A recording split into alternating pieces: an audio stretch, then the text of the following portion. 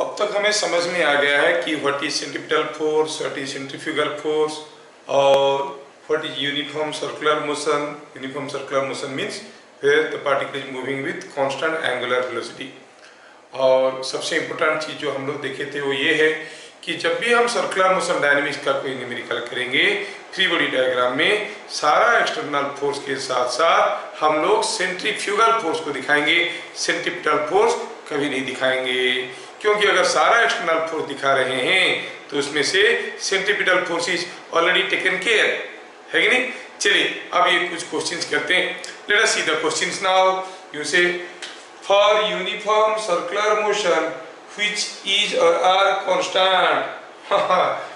कोई चीज uniform circular motion में है, यूनिफॉर्म सर्कुलर मोशन में है का मतलब हुआ it is moving with constant angular velocity. ये कांस्टेंट एंगुलर वेलोसिटी में घूम रहा है। Omega is a constant. अगर ओमेगा कांस्टेंट है तो चलो पता करते हैं क्या सेंट्रीपिटल फोर्स कांस्टेंट है। सेंट्रीपिटल फोर्स ये कांस्टेंट है कि नहीं ये सोचना है। आप बोलोगे हाँ सर सेंट्रीपिटल फोर्स तो हरदम mv स्क्वायर बाई आर या फिर m ओमेगा स्क्वायर आर होता है। कोई चीज सर्कुलर पाथ में जा रहा है मतलब r कांस्टेंट है, ओमेगा कांस्टेंट है, तो सेंट्रीपिटल फोर्स तो कांस्टेंट हुआ। लेकिन ध्यान रहे कि this is a force and it's a vector quantity. जब वो पार्टिकल इधर से जा रहा था सेंट्रीपिटल फोर्स a से था, जब इधर से जा रहा था सेंट्रीपिटल फोर्स a से था। Is not the direction continuously changing. डायरेक्शन हरदम बदल रहा है कि नहीं, क्योंकि centripetal force is directed towards centre. So क्या लिखेंगे, it is not constant. It is not constant. पूछा है एक्सीलरेशन। अब एक्सीलरेशन क्या होता है, आप इसको v स्क्वायर बाई आर कहो या फिर ओमेगा स्क्वायर आर कहो, लेकिन मैग्नीट्यूड कांस्टेंट है, फोर्स का डायरेक्शन बदल रहा है तो ऑब्वियसली एक्सीलरेशन का डायरेक्शन भी बदल रहा है। सो एक्सीलरेशन इज नॉट कांस्टेंट। हाँ हम कह सकते हैं कि magnitude of acceleration is constant, magnitude of centripetal force is constant. What about kinetic energy. Kinetic energy is half mv square और v तो जानते हैं कि ओमेगा r है। So half m omega r का square that is omega square r square. देखो तो omega constant है, r कांस्टेंट है, तो ये पूरा क्वांटिटी हो गया constant. What about then the momentum. Momentum के बारे में क्या कहोगे ना, power exerted by centripetal force. क्या पूछा है, power exerted by centripetal force. Power का क्या फॉर्मूला था, it was F dot v। और F और v के बीच में एंगल क्या था, हरदम अगर वेलोसिटी ऐसा है F ऐसा है, दोनों के बीच में एंगल 90 डिग्री है, तो it is F v cos 90 और that is 0 and it is always 0। So always 0 है तो हम कहेंगे ये कांस्टेंट है, हर जगह बराबर है। And what about momentum. Momentum is mass into velocity. क्या यहाँ पर वेलोसिटी कांस्टेंट है, ओमेगा कांस्टेंट है, तो आप कहोगे हाँ sir v is equal to omega r, ये मालूम है। r कांस्टेंट है, ओमेगा कांस्टेंट है, तो v कांस्टेंट है। अरे ये जो v था ये टेंजेंशियल वेलोसिटी था, means it was the speed, है ना।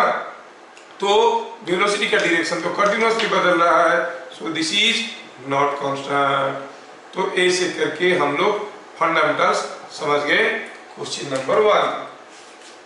मिटाते हैं इसको, चलिए देखते हैं क्वेश्चन नंबर 2 में क्या दे रहा है। क्वेश्चन नंबर 2 में कुछ पूछा है, चलिए ध्यान से देखिए क्या दिया क्वेश्चन नंबर 2 में।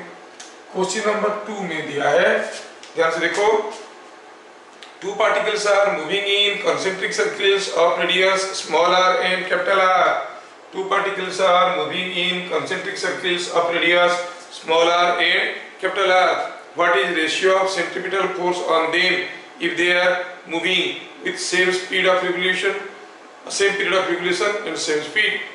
तो यहाँ पर थोड़ा ठीक से पढ़े, क्वेश्चन में क्या लिखा है, टू सिमिलर पार्टिकल्स। अच्छा, दो सिमिलर पार्टिकल घूम रहे हैं, दो सिमिलर पार्टिकल घूम रहे हैं, मतलब दोनों का मास बराबर है। एक छोटा सर्किल में एक बड़ा सर्किल में, ठीक है ना।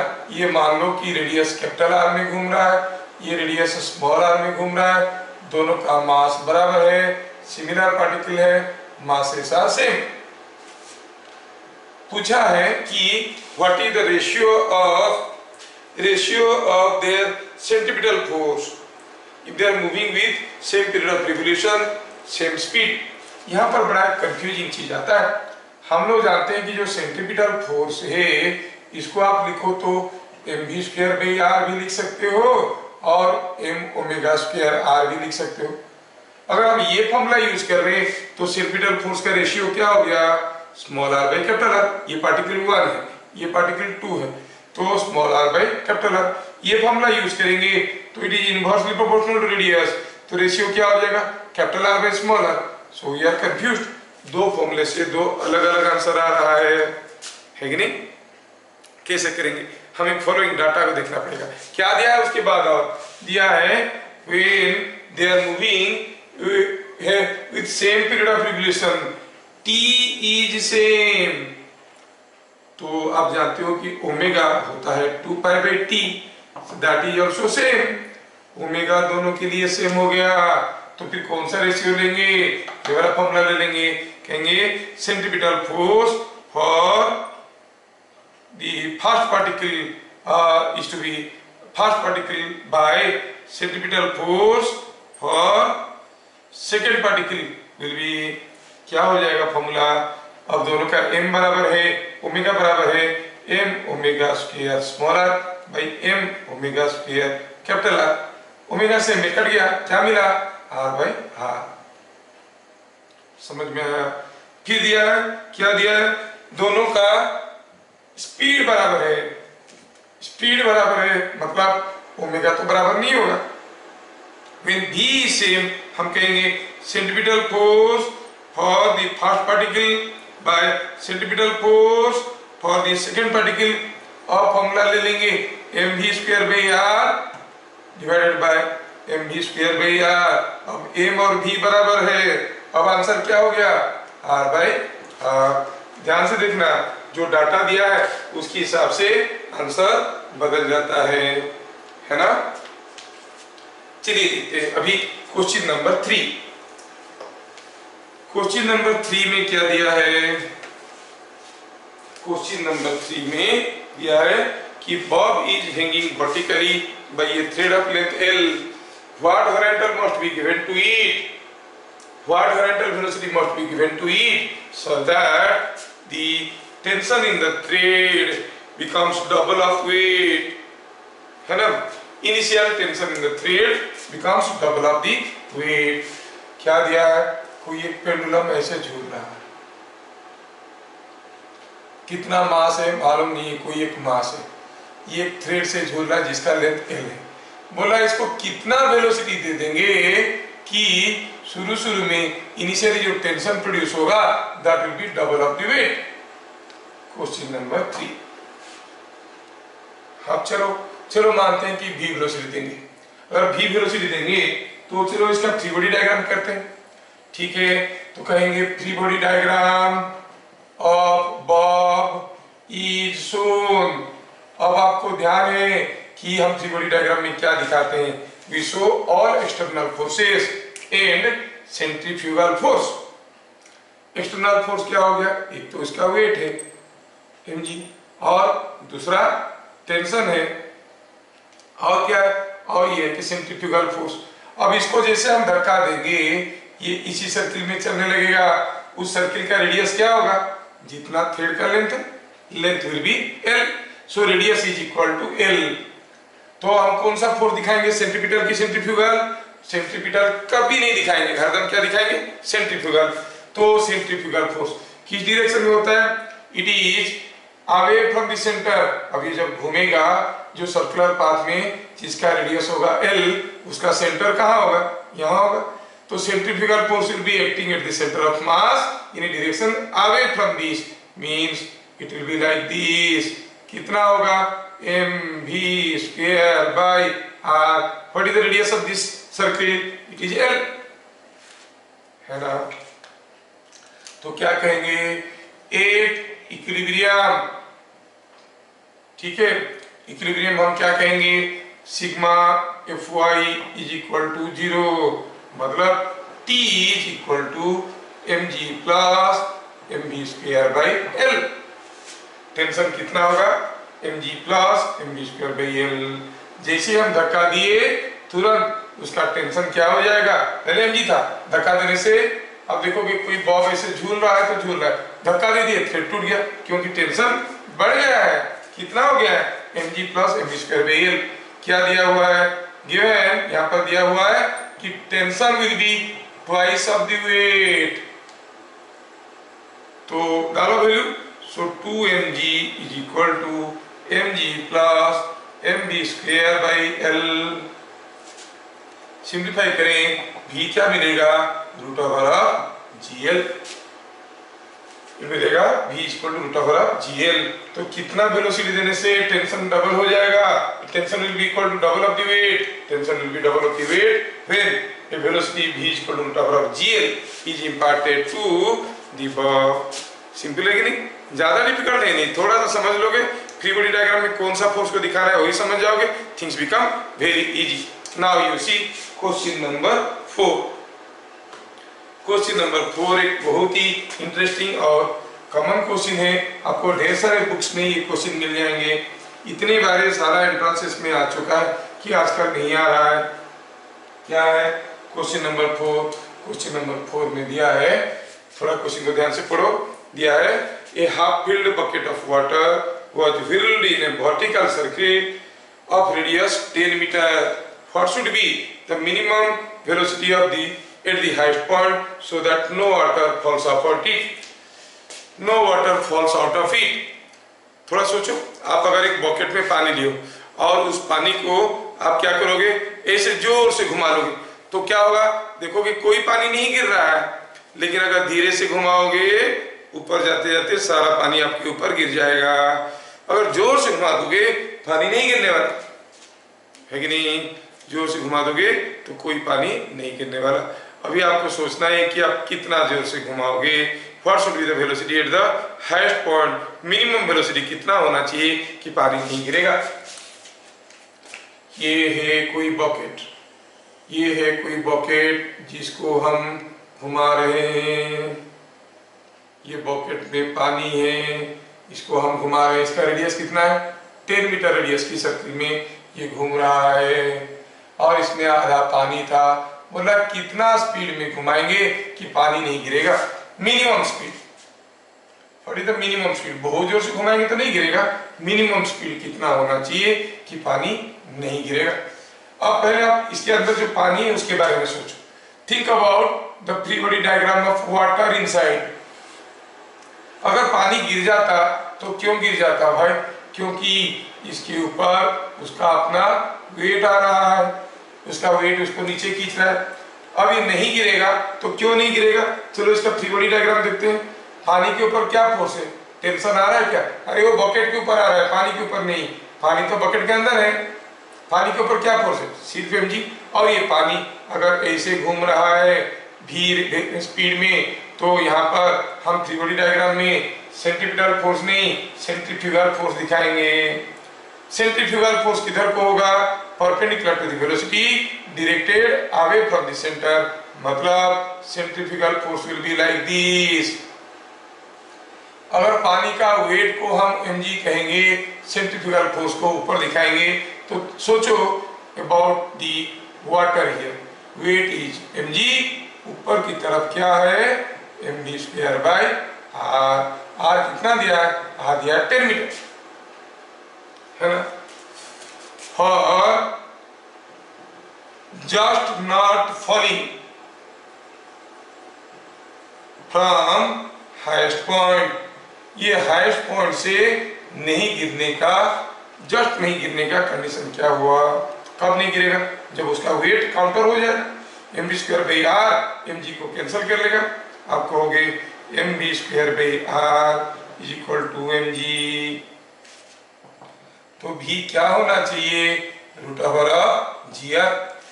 तब कम से कम इतना वेलोसिटी में घुमाएंगे तो ये पानी नहीं गिरेगा, इससे ज्यादा वेलोसिटी में घुमाएंगे तो ये फोर्स और बढ़ जाएगा, गिरने कहाँ देगा, वो वाटर को जो बकेट है उसका बेस में प्रेस करने की कोशिश करेगा लेकिन गिरेगा तो नहीं। So what is the minimum velocity required, the minimum required at highest point is v is equal to root over of gr। ठीक है ना, समझ में आ गया। चलो अभी देख लेते हैं हम लोग क्वेश्चन नंबर 5। क्वेश्चन नंबर 4 सबको समझ में आ गया। क्वेश्चन नंबर 5, क्वेश्चन नंबर 5 में हम लोग देखेंगे अभी क्या देखेंगे, थोड़ा फिगर दिया है, थोड़ा फिगर को ध्यान से देखो तो क्या दिख रहा है। फिगर में दिया है कि ऐसा कोई एक टेढ़ा मेढ़ा ट्रैक है, टेढ़ा मेढ़ा ट्रैक है, ऐसा करके है, ऐसा करके बोला है कि ऐसा एक ट्रैक में 3 पॉइंट का लोकेशन दिया है। ये पॉइंट हो गया ए, ये पॉइंट हो गया बी, ये पॉइंट हो गया सी, और यहाँ से कोई एक कार आ रहा है। कैसे आ रहा है? It is moving with constant velocity, it is moving with constant speed, it is moving with constant speed around the track. पूछ रहा है कि ए बी सी में से कहां पे नॉर्मल रिएक्शन सबसे ज्यादा होगा। ए बी सी पे से कहां पे नॉर्मल रिएक्शन सबसे ज्यादा होगा। चलो पहले देखते हैं ए बी सी में।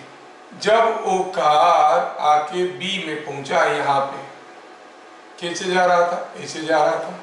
तो चलो इसका फ्री बॉडी डायग्राम करते हैं। ये कार अभी ऐसे पाथ में जा रहा है, इसका वेट तो आ रहा है और उसके ऊपर एक नॉर्मल रिएक्शन आ रहा होगा। कार के ऊपर नॉर्मल रिएक्शन कैसे आ रहा है? ऐसे आ रहा है, you call it a net B. अब ये कार जब ऐसे जा रहा है, फ्री बॉडी डायग्राम में हम क्या दिखाएंगे? सेंट्रीपिटल फोर्स की सेंट्रीफ्यूगल फोर्स, सेंट्रीफ्यूगल फोर्स। अब ये ऐसा एक सर्कुलर पाथ में जा रहा है। ये सर्कुलर पाथ का सेंटर कहाँ होगा? इधर कहीं होगा, नीचे कहीं होगा, है ना? नीचे होगा। तो सेंट्रीफ्यूगल फोर्स किधर को होता है? अवे फ्रॉम द सेंटर, मतलब इसके ऊपर कोई एक सेंट्रीफ्यूगल फोर्स आएगा जिसका वैल्यू है mv² by r at point B, mv² by r at point B. ये हो गया सेंट्रीफ्यूगल फोर्स। अच्छा, जब वो इधर से जा रहा था, वेट तो ऐसे ही था, नॉर्मल रिएक्शन वो भी तो ऐसे ही था, you call it normal reaction at C. लेकिन अब ये ऐसे रास्ते में जा रहा है, इसका सेंटर इधर कहीं है, तो इसके ऊपर जो सेंट्रीफ्यूगल फोर्स आएगा किधर आएगा? अवे फ्रॉम द सेंटर, मतलब ऐसे you say it is mv² by r at point C. कितना r हमें दिया नहीं गया ना, you have to simply write r at point C. अच्छा, जब वो यहां पर से जा रहा होगा, ये केस में तो बात एक ही है। इस केस में भी एक नॉर्मल रिएक्शन आएगा, एक वेट आएगा और एक सेंट्रीफ्यूगल फोर्स आएगा। कितना? mv² बाई r एट ए। तो लो एक एक करके वैल्यू लिखते हैं। What is mb? हम कहेंगे फॉर b, b के लिए, a के लिए, c के लिए लिखेंगे। a के लिए फ्री बॉडी डायग्राम लिखेंगे तो क्या मिलेगा? ma is equal to mg plus mv² by ra। b के लिए देखेंगे nb। अब देखो ऊपर की तरफ nb है, ऊपर की तरफ mv² बाई rb भी है। This plus this is equal to this, तो nb क्या हो जाएगा? mg minus mv² by rb। c के लिए देखो तो nc क्या हो जाएगा? ऊपर nc है, नीचे की तरफ ये दो है।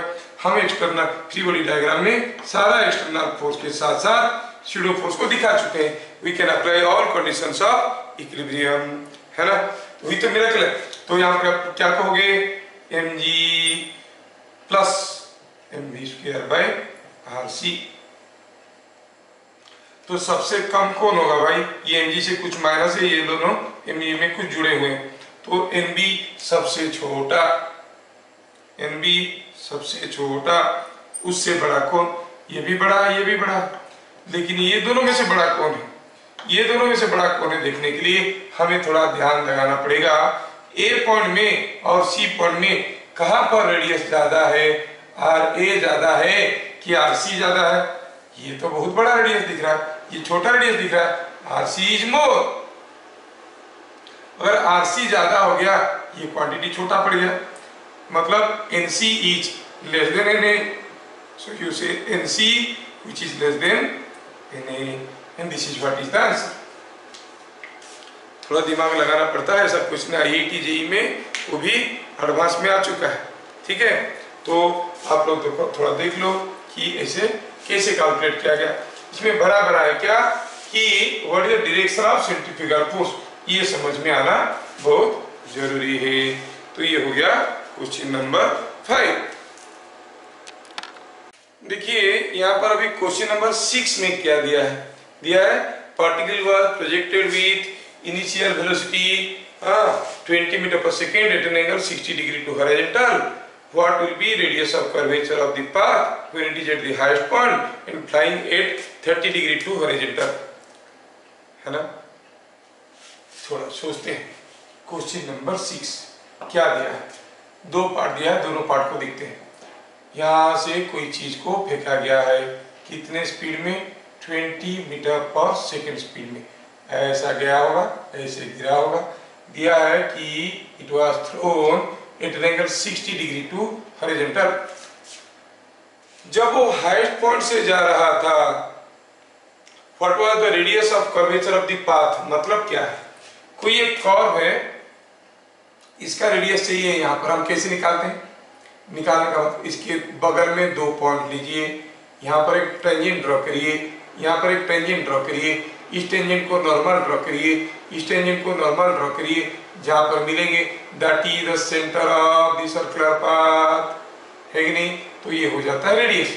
ये तो ज्योमेट्रिकली करने के लिए, लेकिन हमें न्यूमेरिकली निकालना from the data given.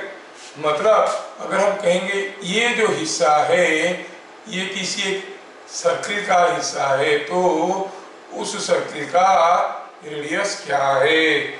This part eight the highest point it is the part of a circle, what is the radius of that circle, ऐसे पूछ रहा है। That is what is called radius of curvature at the highest point. समझ में आया, radius of curvature at the highest point क्या है, समझ में आया। मतलब हाईएस्ट पॉइंट का छोटा सा पोर्शन ले लो, वो अगर किसी सर्किल का एक पार्ट है तो उस सर्किल का रेडियस क्या है, ठीक है। चलिए, जब वो हाईएस्ट पॉइंट से जा रहा था, क्या था, पार्टिकल यहाँ पर था, the particle was here and it was moving with some velocity. कुछ तो वेलोसिटी होगा हाईएस्ट पॉइंट में, क्या वेलोसिटी था वो हम पता कर सकते हैं। In a projectile motion velocity at the highest point is given by u cos theta. अच्छा ठीक है, अब ये पार्टिकल के ऊपर और क्या फोर्स आ रहा है, उसका अपना वेट आ रहा होगा, mg is the force acting, है कि नहीं। अच्छा, तो क्या हुआ, यहाँ पर हाईएस्ट पॉइंट में वेलोसिटी ऐसे था, फोर्स ऐसे था। सो एट हाईएस्ट पॉइंट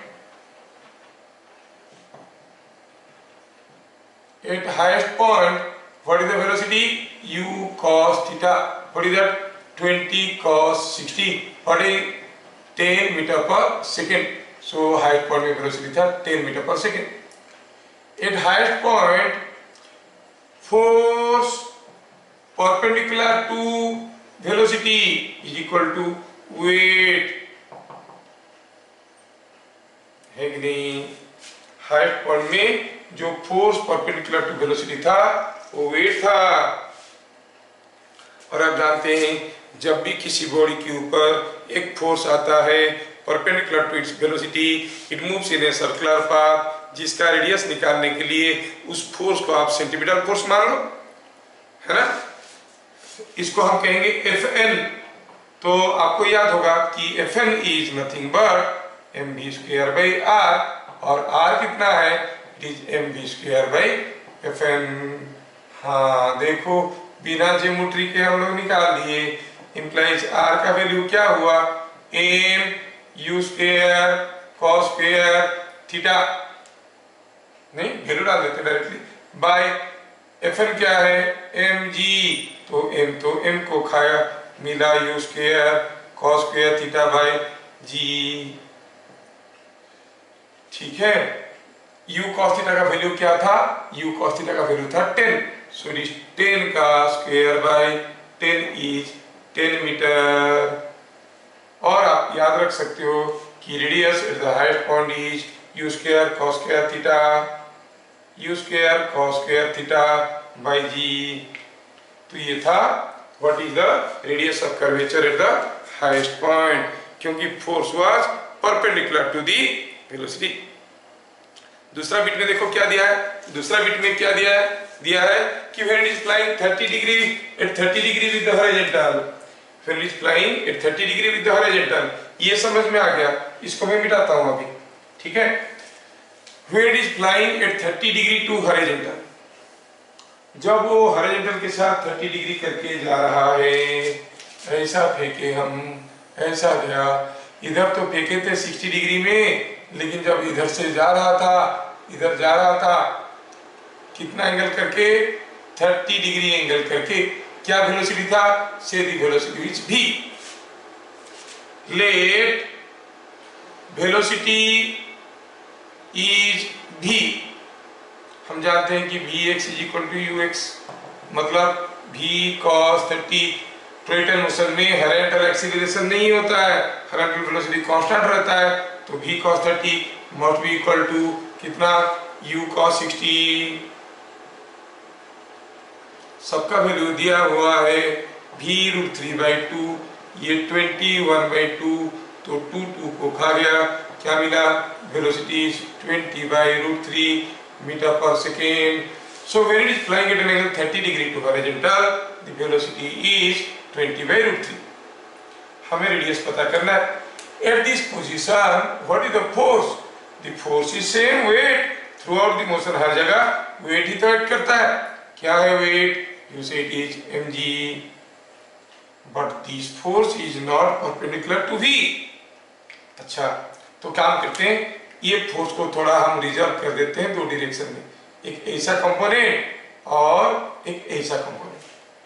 ये कंपोनेंट तो कितना होगा, देखो तो ये 30 है, तो ये 60 होगा, क्योंकि ये परपेंडिकुलर टू वेलोसिटी है ना, तो ये हो गया 60, और ये 60 हो गया, ये हो गया 30, तो ये हो गया mg cos 30। और ये वाला जानने की कोई जरूरत नहीं है। अब सोचो कि कोई पार्टिकल के पास वेलोसिटी v है, दूसरे फोर्सेस भी है, लेकिन जो फोर्स वेलोसिटी को परपेंडिकुलर है वही तो Fn है। कितना है, mg cos 30। अब रेडियस निकालना काफी आसान है। हम कहेंगे radius of the path is, क्या था फॉर्मूला, mv²/fn। तो पहले में निकाल दिया what is the force perpendicular to velocity, this force behaves as fn। तो वैल्यू डालते हैं, v क्या था, v था 20/√3, सो m v² लिख देते हैं, बाद में वैल्यू डालेंगे।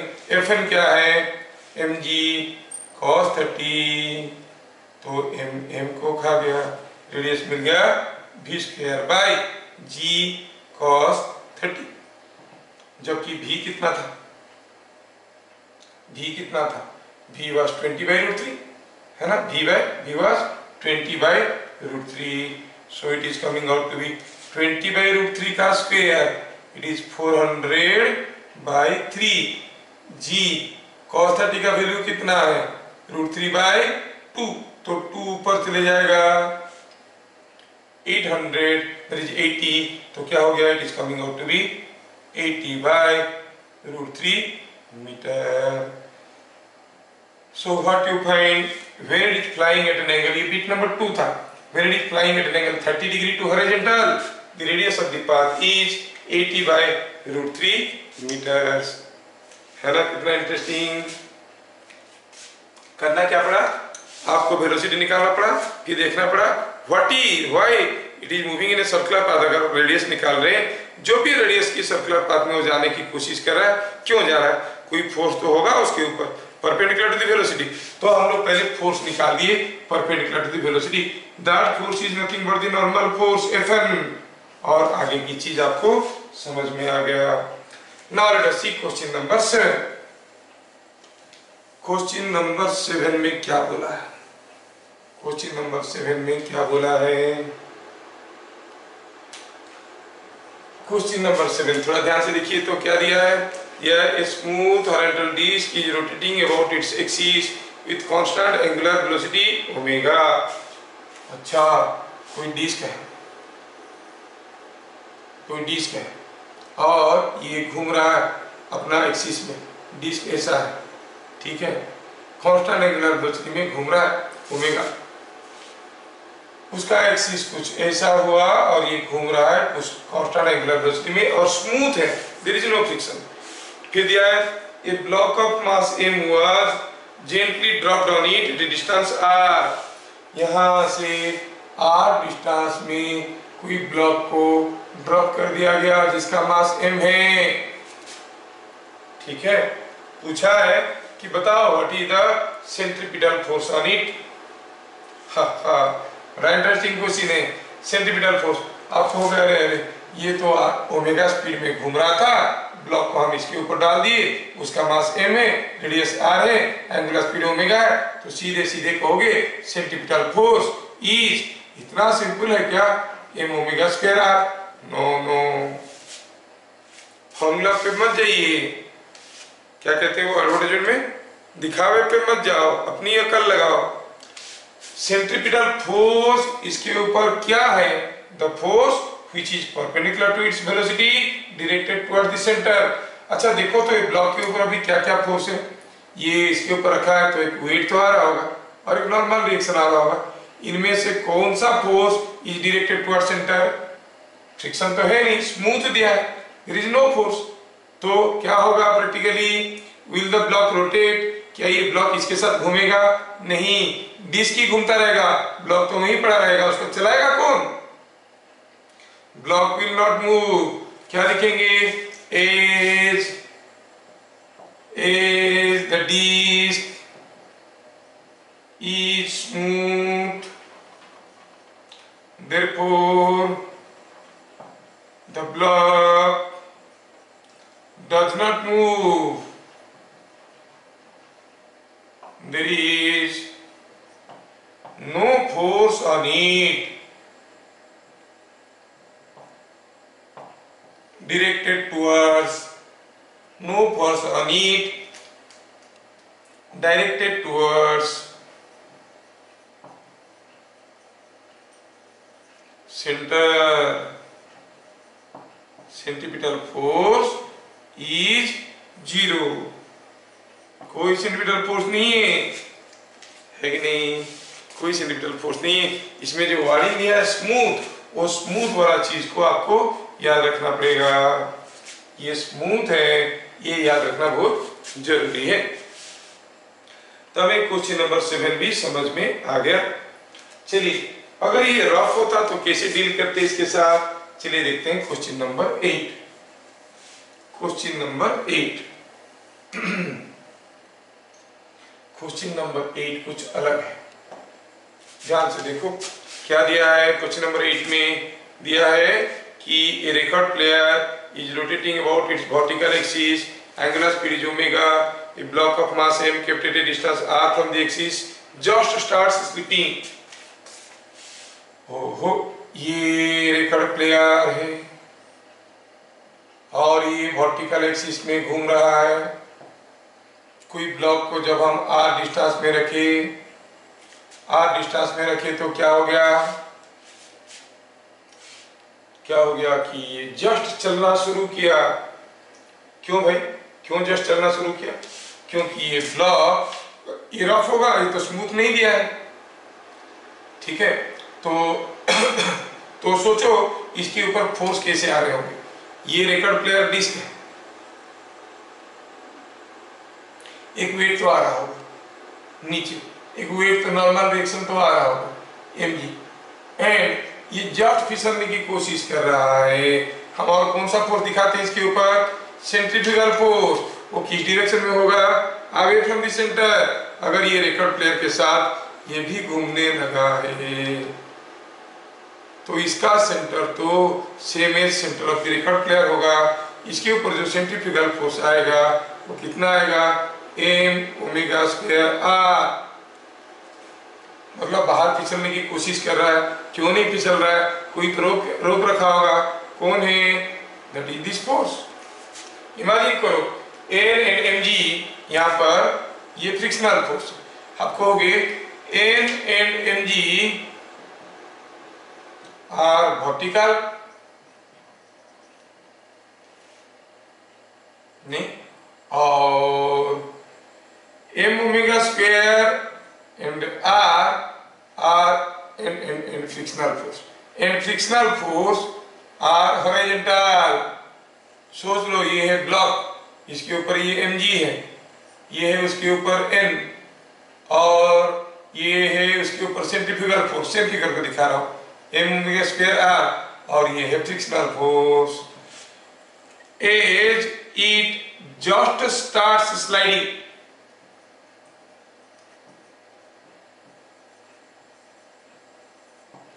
आप क्या कहोगे?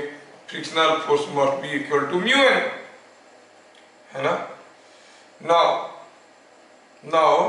पूछा क्या है? बिट नंबर 1 में पूछा है find mu on the surface. अच्छा, ऐसा है, म्यू ऑन द सरफेस पूछा है, ठीक है। म्यू ऑन द सरफेस पूछा है तो हम कहेंगे कि यहाँ पर हियर n कितना है, sigma Fy is equal to 0, n is equal to mg, so frictional force कितना हो गया? Mu into n, that is mu mg, है ना।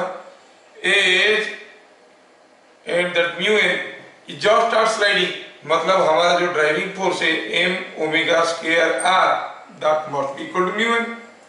सो क्या मिला? Mu mg is equal to m omega square r। Don't confuse, I am repeating again everything. ये block के ऊपर नॉर्मल रिएक्शन दिखाया, वेट दिखाया, ये ब्लॉक इसके साथ साथ घूम रहा है, तो what is that force, external force which is helping to rotate, oh that force is called centripetal force। अच्छा, वो कैसा होता है? perpendicular to the velocity directed towards center, मतलब here necessary centripetal force are provided by friction। ये याद रखना है, here necessary centripetal force is given by friction। Friction ही दे रहा है नेसेसरी सेंट्रीपिटल फोर्स, तो जो फ्रिक्शनल फोर्स है that must be equal to m omega square r। It just starts sliding, मतलब लिमिटिंग इक्विलिब्रियम में जस्ट फिसलने वाला है, तो m omega square r must be equal to frictional force, है ना। इसको हम ऐसे लिख सकते हैं, sigma fx is equal to 0, क्या दे रहा है? This, and sigma Fy is equal to 0, क्या दे रहा है? n is equal to mg, तो क्या मिला? Frictional force is equal to mu mg, so mu mg is equal to m omega square r, n हो गया mg, तो frictional force is equal to mu m, क्योंकि just फिसलने वाला है ना, it is in limiting equilibrium. Limiting equilibrium में क्या होता है? म्यू n तो होता है ना। Frictional force is mu n, n is equal to mg, so frictional force हो गया म्यू mg, जस्ट फिसलने वाला है, मतलब sigma fx is equal to 0, है ना। तो आप कहोगे एट लिमिटिंग इक्विलिब्रियम, आप ऐसे कहो, आपको अपनी ओरिजिनल लैंग्वेज आ जाएगा। At limiting equilibrium frictional force क्या है? Frictional force is equal to mu n, है ना, and that mu n is equal to m omega square r, जबकि n है mg, सिंपलीफाई किए तो म्यू क्या मिल गया भाई? म्यू मिल गया कितना? m, तो दोनों तरफ से गया, it is omega square r by g। अगर ये ब्लॉक इसके साथ साथ घूम रहा है तो पक्का the coefficient of friction must be minimum, must be mu, must be omega square r by g। समझ में आ गया? Coefficient of friction must be omega square r by g, ठीक है। नाउ ऑप्शन, ये ऑप्शन ए था। Option B में क्या दिया है देखो, ऑप्शन बी में, before we go to option B, अगर हम कहेंगे ये ब्लॉक को थोड़ा दूर ले लेंगे तो ये फोर्स बढ़ जाएगा, ये बढ़ जाएगा तो फ्रिक्शनल फोर्स इसको रोक पाएगा क्या? यहाँ पर ये लिमिटिंग फ्रिक्शनल फोर्स है, यही तो इसके बराबर है, दूर ले लिए तो ये बढ़ जाएगा, तो ये फोर्स म्यू एन से ज्यादा हो जाएगा। ज्यादा हो जाएगा तो क्या होगा? ये फिसल जाएगा, फिसल जाएगा मतलब स्लाइड करेगा, तो फ्रिक्शनल फोर्स कितना होगा? Mu N. फ्रिक्शनल फोर्स क्या होगा? कोई बॉडी स्लाइड कर रहा है, frictional force is limiting frictional force. कोई बॉडी जब स्लाइड करता है, frictional force is limiting frictional force. अच्छा, अगर ये ब्लॉक को थोड़ा पास ले आएंगे तो ये फोर्स कम हो जाएगा, ये बॉडी फिसलेगा क्या? नहीं, लेकिन ये फिसलाने की कोशिश करेगा। कौन सा फोर्स? Centrifugal force. कैसा है वो? Parallel to the surface of contact. Now this force will behave as the applied force, और अप्लाइड फोर्स बॉडी को फिसला नहीं पा रहा है। When the body is at rest and not sliding, the frictional force is equal to applied force. समझ में आया? तो हम कहेंगे when the distance r is doubled, लिखते हैं इसको। नंबर 8 का ही बीट बी देख रहे हैं, नंबर 8 का बीट बी। बीट बी में if r is doubled, कहेंगे here here here applied force कौन है? एम ओमेगा स्क्वायर आर, वही तो फिसलाने की कोशिश कर रहा है। लिमिटिंग फ्रिक्शनल फोर्स कितना है? म्यू एम जी, है कि नहीं? अच्छा, when R is doubled, R is doubled, और ये वैल्यू कितना था? Equal to, and here at limiting equilibrium, at limiting equilibrium we have seen just now m omega square r is equal to mu m g। अच्छा, और F is equal to FL, ऐसे लिख सकते हो। if r is doubled तो FA बढ़ जाएगा, FA becomes more than FL, body slides, और फ्रिक्शनल फोर्स क्या हो जाएगा? FL, that is mu mg। if r is halved, r को आधा कर दिए, FA FL के बराबर था, r आधा हो गया तो ये छोटा पड़ गया। FA is less than FL, body does not slide, तो फ्रिक्शनल फोर्स क्या हो जाएगा? Is equal to applied force. कितना है? एम ओमेगा स्क्वायर, आर की जगह क्या हो गया है? R by 2। अभी अप्लाइड फोर्स क्या हो जाएगा? M omega square R by 2। समझ में आ रहा ना? समझ में आ रहा ना? ये एफ कितना है? M omega square R by 2, है ना? FL कितना है? वो तो हरदम म्यू एम जी है। इस केस में FA क्या था? FA वाज म्यू, FA का वैल्यू क्या था? कौन सा केस में? R is double. FA क्या था? FA क्या था? 2 mu M, FA sorry it was m omega square r का डबल, तो 2m ओमेगा स्क्वायर r, ये था FA, जो कि FL से ज्यादा हो गया था। FL कितना है? Both was equal to mu M G. नहीं, पहले भी देख चुके हैं, लिमिटिंग इक्विलिब्रियम में है तो FA FL के बराबर था।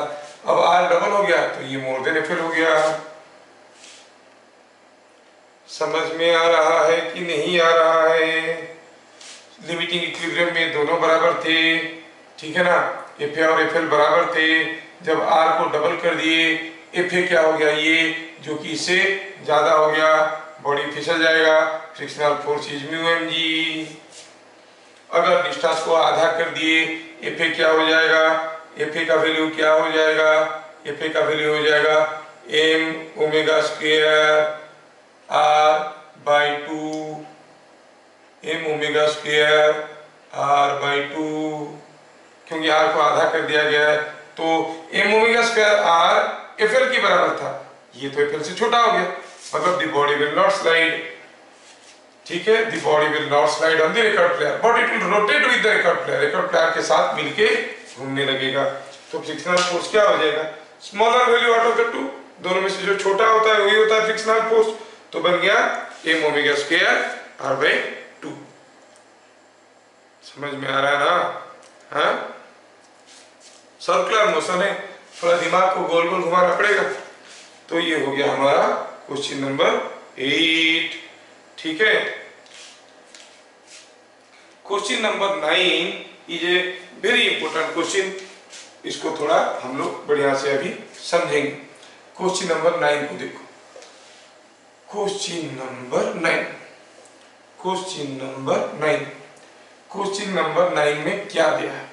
दिया है कि there is a hemispherical ball. क्या है रेडियस इसका?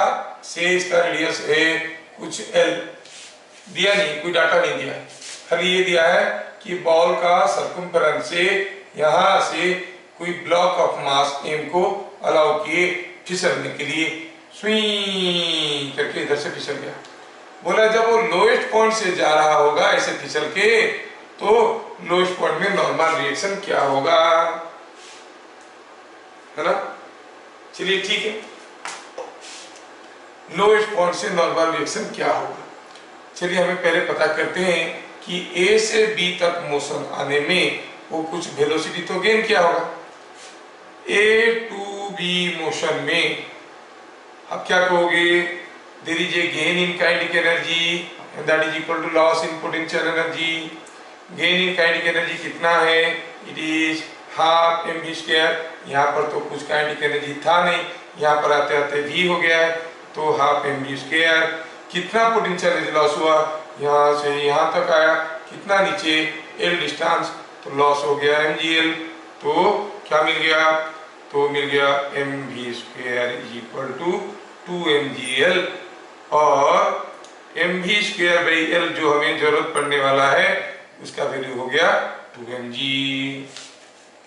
ठीक है, 8b free body diagram, B point में फ्री बॉडी डायग्राम ड्रॉ करना है। कितनी दो एक्सटर्नल फोर्स है रेखा लिया, दो सरकार, कैसे है, एक नीचे की तरफ है वेट, एक ऊपर की तरफ है नॉर्मल रिएक्शन। अब बताओ सेंट्रीपिटल फोर्स दिखाएंगे कि सेंट्रीफ्यूगल फोर्स दिखाएंगे सामा?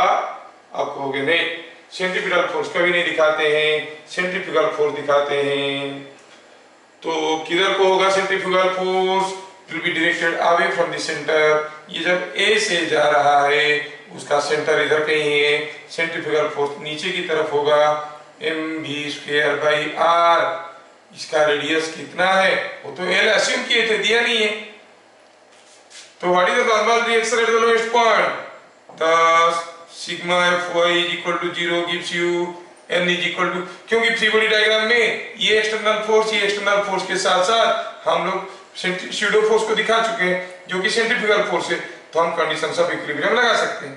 n कितना होगा, mg प्लस mv²/l, लेकिन mv²/l का वैल्यू पहले से मालूम है 2mg, तो क्या हो गया आंसर 3mg।